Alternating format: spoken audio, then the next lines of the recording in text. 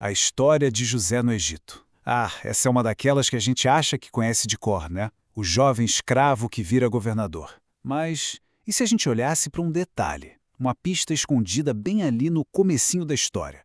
Uma escolha de organização do texto tão estranha que muda completamente a nossa leitura? Pois é, hoje a gente vai fundo para entender essa estranheza.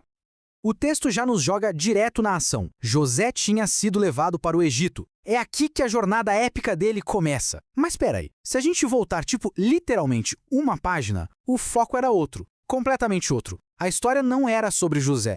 É isso mesmo. O capítulo anterior, o 38, é um desvio total.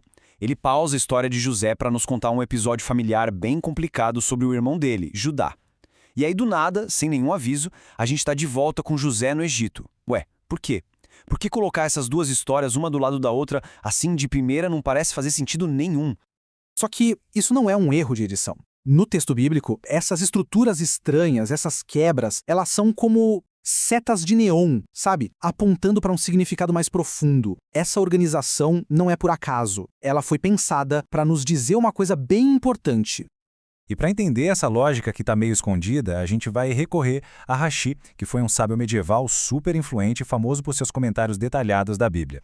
E ele vai dizer que essa junção de histórias é totalmente de propósito e serve para duas coisas muito específicas. Olha só que interessante a explicação do Rashi. Ela tem duas partes. A primeira é meio que política. Ao colocar a história da queda de Judá logo depois da venda de José, o texto está gritando que uma coisa é consequência direta da outra. A liderança dele foi pro brejo por causa da traição. E a segunda razão é um paralelo moral genial. A história da Tamar, ela é colocada ali para preparar o terreno para a próxima mulher importante na vida de José, a esposa de Potifar. É como se o texto nos dissesse, olha, comparem as duas, sugerindo que ambas agem por motivos que não são exatamente o que parecem. Ok. Então, com essa estrutura do texto entendida, vamos focar no José. Como é que pode, um escravo, adolescente, estrangeiro, subir na vida tão rápido? O texto nos dá a fórmula para esse favor divino. A resposta, à primeira vista, parece simples. Deus estava com José. E por isso, tudo o que ele fazia dava certo. Mas o que isso quer dizer de verdade? É só uma sorte mágica? Uma bênção que cai do céu, sem mais nem menos? Ou tem algo mais aí? E aqui que entra a visão genial de Rashi de novo. Deus estava com ele não era um estado passivo, não, era uma ação. Significava que o nome de Deus estava o tempo todo nos lábios dele. Ele não só acreditava, lá no íntimo dele. Ele falava, ele verbalizava a fé dele em tudo que fazia. E essa prática, ativa, audível, mudou tudo. E os resultados, foram impressionantes. Potifar notou, claro, primeiro, o José ganhou a confiança dele, depois virou seu assistente pessoal. E logo em seguida, olha que loucura, Potifar botou ele no comando da casa inteira, confiando nele de olhos fechados. Foi uma ascensão meteórica, de verdade.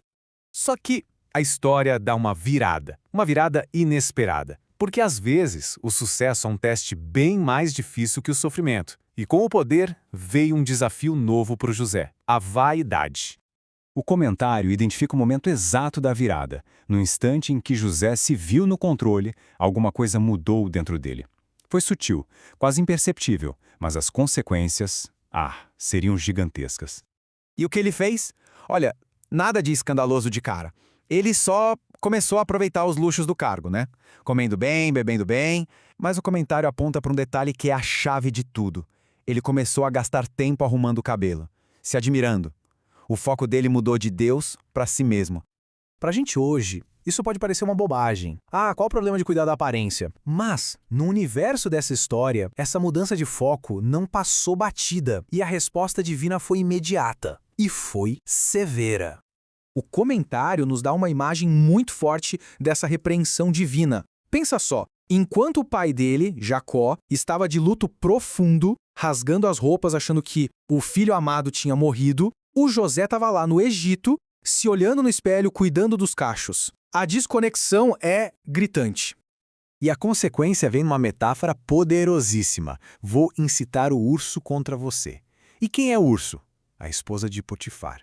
É exatamente nesse ponto da história que ela começa a assediá-lo, o que vai levar ele para a prisão. Ou seja, a maior provação dele não veio do nada. Foi uma consequência direta do seu próprio orgulho. Isso deixa a gente com uma ideia muito poderosa. A história de José sugere que as nossas maiores batalhas externas, elas podem começar com as menores mudanças internas. Que os testes mais difíceis podem ser, na verdade, uma resposta direta aos nossos momentos de vaidade. E a pergunta que fica é: como é que um único momento de orgulho pôde se tornar o gatilho para a maior provação da vida de José?